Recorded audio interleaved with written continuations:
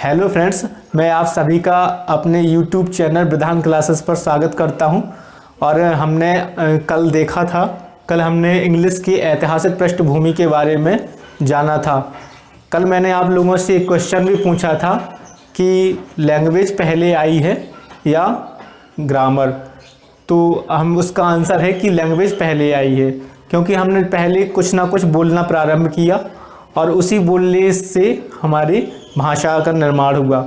उसके बाद जब हम लिखने लगे या हमने किताबों पर जो चीज़ें लिखना स्टार्ट किया, तो उसके लिए फिर हमने एक भाषा के लिए एक नियम या रूल बुक बनाई जिसे हम ग्रामर कहते हैं।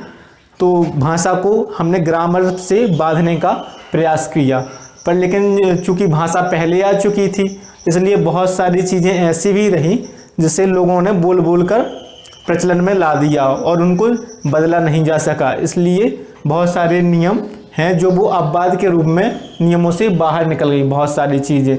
जैसे एग्जाम्पल के तौर पर हम देखते हैं कि आई सिंगुलर है और आई के साथ हम सिंगुलर के हिसाब से हमको आई के साथ डज का प्रयोग करना चाहिए, लेकिन चूँकि लोगों ने आई के साथ डू पहले से ही बोल बोल कर इतना प्रचलन में ला दिया था कि हम आई के साथ डज का प्रयोग नहीं करके अब आई के साथ डू का प्रयोग करते हैं, और ये अपवाद के रूप में। इसी को अगर आगे क्रम में देखेंगे तो हम आगे अगर हमने यहाँ प्लूरल वर्ब प्रयोग किए, मान लिया कि आई प्लूरल है, आई के साथ प्लूरल वर्ब का हेल्पिंग वर्ब का प्रयोग होता है, तो फिर हमें आगे भी आई के साथ वर का प्रयोग करना चाहिए था।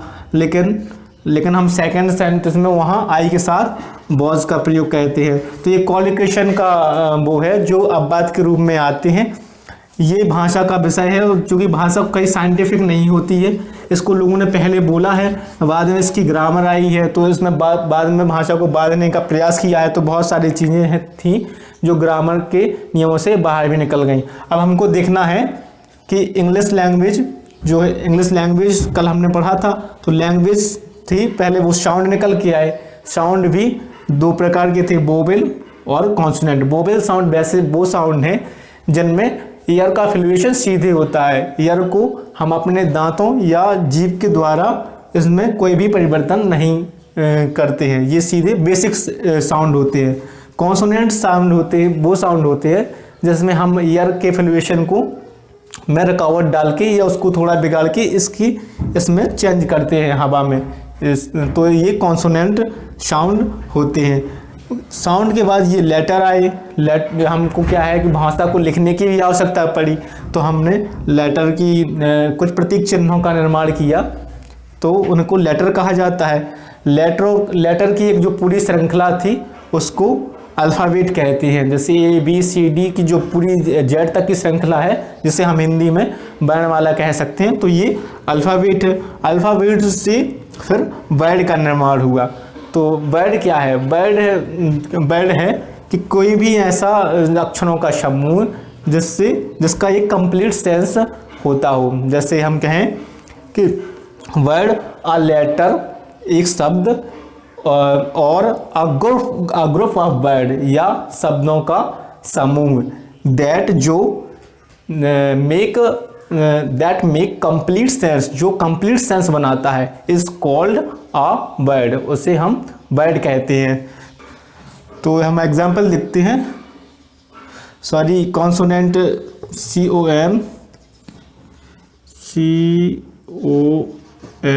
CONSONNENT होता है कॉन्सोनेंट। अब हम देखेंगे example. I and A R vowel. तो हमने देखा यहाँ पर कि आई और ए क्या है? वोवेल है। तो यहाँ पर आई का मतलब आई है, अल्फा लेटर से निकल रहा है, और ए का मतलब भी ए लेटर से निकल रहा है। तो यहाँ पर ये क्या है? लेटर है दोनों। ये भी क्या है? लेटर है।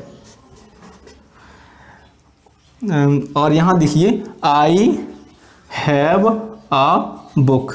तो यहाँ देखिए आई का सेंस निकल रहा है कि जो मेरे पास, तो मेरे निकल रहा है सेंस। ठीक है, तो ये क्या हो गई? ये वर्ड हो गया, क्योंकि अब यहाँ आई का एक कंप्लीट सेंस निकल रहा है, तो वो वर्ड हो गया। तो हमने देखा, और ए मतलब यहाँ एक है, तो इसका भी सेंस निकल रहा है। तो हम देख रहे हैं कि एक लेटर भी वर्ड हो सकता है। जैसे हमने यहाँ देखा है। अब हम आगे पढ़ रहे हैं, पढ़ेंगे सेंटेंस के बारे में।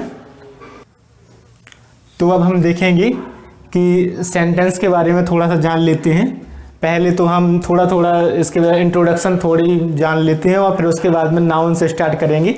पर कुछ चीज़ें हैं जो आपको बीच में प्रॉब्लम देंगी, इसलिए हम थोड़ी बहुत उन चीज़ों के बारे में जान लेते हैं। थोड़ा इंट्रोडक्शन, जैसे सेंटेंस है वो सेंटिया वर्ड से आया है। सेंटिया ये लैटिन भाषा का वर्ड है। ये सेंटिया वर्ड ये लैटिन भाषा का वर्ड है, इससे आया है। इसका अर्थ होता है ओपिनियन या विचार, ठीक है। तो अ वर्ड एक शब्द और अ ग्रुप ऑफ वर्ड और शब्दों का या फिर शब्दों का समूह दैट मेक जो बनाता है कंप्लीट सेंस, जो एक कंप्लीट सेंस देता है, इज कॉल्ड अ सेंटेंस, उसे हम सेंटेंस कहते हैं, ठीक है। तो सेंटेंस टोन के आधार पर 3 प्रकार की हो सकते हैं। ये यहाँ पर देखिए, टोन के आधार पर 3 प्रकार के हो सकते हैं। यहाँ पर देखिए आप, एक वर्ड कैसे सेंटेंस होता है ये उसमें थोड़ा ये देख लीजिए।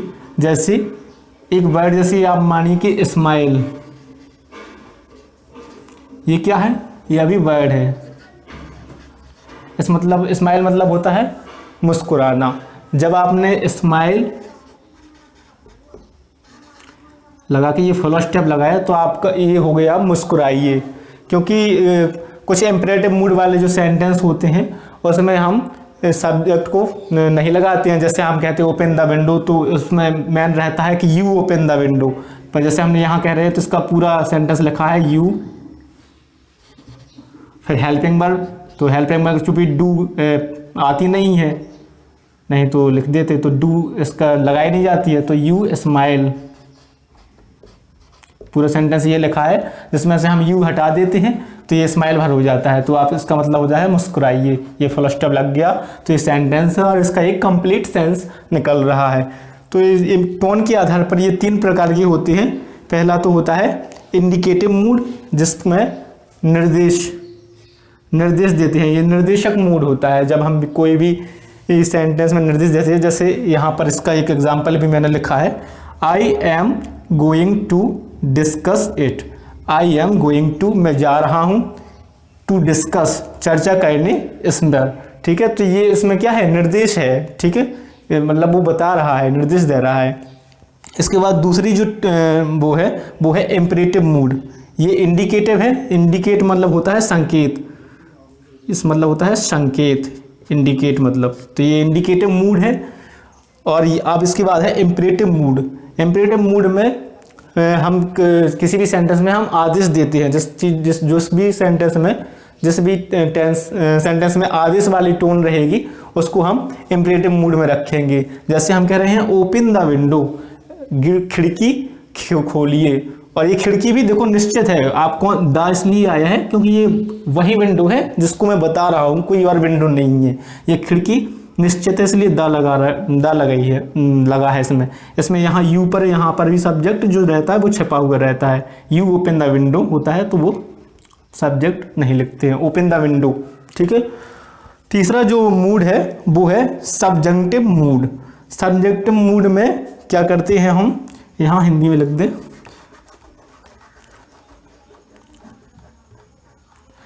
इसमें जो रहता है वो संभावना रहती है। इस वाले टून में संभावना रहेगी। जैसे मैंने एग्जाम्पल लिखा है, I suggest Lisa write the article. मैंने लीसा को सजेस्ट किया था इस आर्टिकल को लिखने के लिए। अब ये लीसा की बात है कि उसको लिखना है या नहीं लिखना है, ये उस पर निर्भर करता है। ये संभावना में चला गया है, ठीक है। तो इस प्रकार ये 3 मूड होते हैं इसके। इंडिकेटिव मूड टोन के आधार पर 3 प्रकार के होते हैं, इंडिकेटिव मूड, इम्परेटिव मूड और सब्जेक्टिव मूड। इसके बाद जो है संरचना के आधार पर 3 प्रकार के सेंटेंस जो हैं वो बनाए जाते हैं।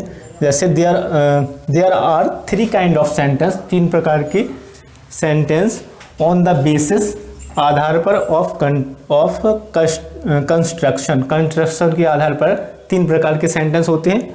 सिंपल सेंटेंस, ये सिंपल सेंटेंस होते हैं, कम जिसमें बिल्कुल साधारण वाक्य कह सकते हैं हम। कंपाउंड सेंटेंस, कंपाउंड होते हैं जो ये इसको हिंदी में यौगिक वाक्य कहते होंगे।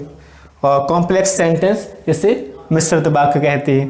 ठीक है, तो हम इन तीनों का भी आगे अध्ययन करेंगे। इनके लिए हमें थोड़ी, इनके बारे में जानने के लिए हमको थोड़ा पहले फाइनाइट वर्ब के बारे में जानना पड़ेगा। तो मैं आपको फाइनाइट वर्ब के बारे में बताऊंगा। ये इंग्लिश का हम थोड़ा सा ओवरव्यू कर रहे हैं आपके लिए, मतलब थोड़ा थोड़ा इंग्लिश के बारे में बता रहे हैं, जिससे आगे आपको जब हम नाउन से स्टार्ट करें पढ़ना तो आपको आगे प्रॉब्लम न जाए। अगर आपको वीडियो पसंद आए तो लाइक, सब्सक्राइब एंड शेयर कीजिए और कमेंट भी लिखिए। Thank you.